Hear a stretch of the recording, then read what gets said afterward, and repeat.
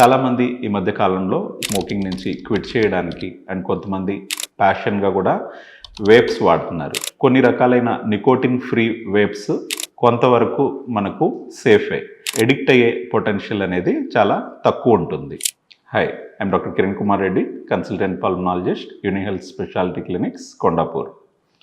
చాలామంది ఈ మధ్య కాలంలో స్మోకింగ్ని అవాయిడ్ చేయడానికి అంటే స్మోకింగ్ నుంచి క్విట్ చేయడానికి అండ్ కొంతమంది ప్యాషన్గా కూడా వేప్స్ వాడుతున్నారు.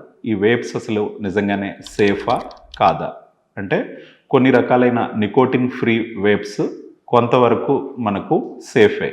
ఎలాంటి విషయాల్లో సేఫ్ అంటే నికోటిన్ ఉండదు కాబట్టి మనకు ఎడిక్ట్ అయ్యే పొటెన్షియల్ అనేది చాలా తక్కువ ఉంటుంది.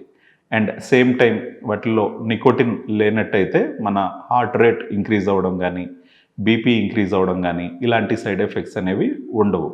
కానీ ఈ వేప్స్ కూడా వాటిల్లో ఉండే ఈ ప్రొపైలిన్ గ్లైకాల్ అనే కెమికల్ అండ్ కొన్ని రకాలైన వెజిటబుల్ గ్లిజరిన్స్ ఉండడం వల్ల అవి మన థ్రోట్కి ఇరిటేషన్ కాజ్ చేయడం అండ్ మన ఎయిర్వేస్కి ఇరిటేషన్ కాజ్ చేయడం ఇలాంటి సైడ్ ఎఫెక్ట్స్ కాజ్ చేస్తాయి. సో పూర్తిగా సేఫ్ ఏమాత్రం కాదు. కానీ నికోటిన్ ఉన్న వాటితో కంపేర్ చేస్తే it's relatively safe. And another thing వచ్చేసి వీటిల్లో వాడే కొన్ని పదార్థాలు అంటే ఫ్లేవరింగ్ కోసం ఏవైతే వాళ్ళు వాడతారో లైక్ వెనీలా ఫ్లేవర్ కానీ, చాక్లెట్ ఫ్లేవర్ కానీ ఇలాంటి ఫ్లేవర్స్ కోసం వాళ్ళు వాడే పదార్థాలు ఈ వేపింగ్ టైంలో అవి హీట్ అవ్వడం వల్ల కూడా అవి మనకు హార్మ్ఫుల్గా తయారవుతాయి.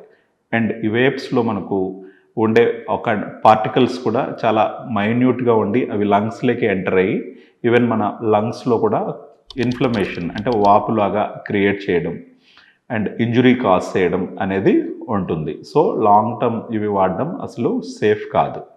అండ్ పర్టికులర్లీ స్మోకింగ్ క్విట్ చేయడం కోసం టెంపరీగా నికోటిన్ ఫ్రీ వేప్స్ వాడాలి అనుకున్న వాళ్ళు కొంత షార్ట్ డ్యూరేషన్ వరకు వాడడం పర్వాలేదు, కానీ లాంగ్ టర్మ్ అవి కంటిన్యూ చేయడం అది కూడా మనకు హార్మ్ఫుల్. దీనికంటే కూడా మనకు ఈ నికోటిన్ ప్యాచెస్ కానీ, నికోటిన్ లొజెంజెస్ కానీ, లేదంటే నికోటిన్ ఇన్హేలర్స్ కానీ అవి సేఫ్ ఆల్టర్నేటివ్స్ కంపారిటివ్ టు ఈ వేప్స్.